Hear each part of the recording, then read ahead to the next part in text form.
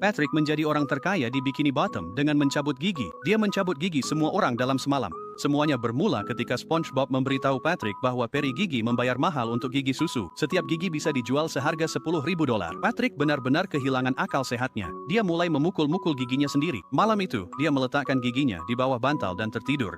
Saat itulah seorang pencuri merayap masuk ke kamar Patrick dan mencuri dompetnya, tapi dia tidak menyangka dompet itu terbuat dari pasir. Saat tidur, Patrick tanpa sengaja meninju pencuri itu, dan kebetulan sebuah kotak berisi bubuk bercahaya tumpah ke seluruh tubuh pencuri tersebut. Patrick terbangun karena suara keras. Ketika dia melihat pencuri itu berdiri di sana tertutup bubuk bercahaya, dia mengira itu adalah peri gigi. Jadi Patrick menangkap pencuri itu dan pergi ke rumah SpongeBob. SpongeBob sangat senang melihat ini. Mereka berdua ingin menjadi asisten peri gigi. Pencuri itu memandang kedua orang bodoh itu dan memutuskan untuk ikut bermain. Target pertama mereka adalah rumah Bubble Bass. Pencuri itu menyuruh mereka mengumpulkan gigi Bubble Bass sementara dia mencari perhiasan berharga. Patrick menemukan lubang di mulut Bubble Bass. Untuk mengeluarkannya, dia memukul Bubble Bass dengan palu untuk membangunkannya.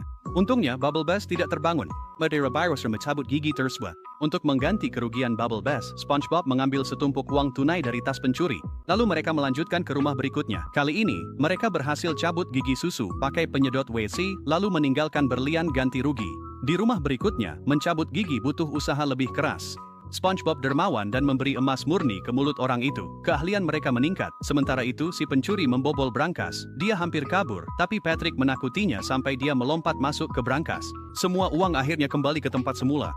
Karena dua orang bodoh ini terus-menerus menghalanginya, si pencuri belum mendapatkan sepeser pun. Dia memutuskan sudah waktunya untuk mendapatkan hasil besar. Mereka menyelinap masuk ke rumah kapitalis Tuan Krabs. Patrick seperti biasa si pembawa bencana yang membantu, memicu jebakan, dan membangunkan Tuan Krabs. Kantong penuh di mana-mana, seorang pria berpakaian seperti pencuri, dan orang asing yang belum pernah ia lihat sebelumnya. Tuan Krabs sama sekali tidak tahu apa yang sedang terjadi.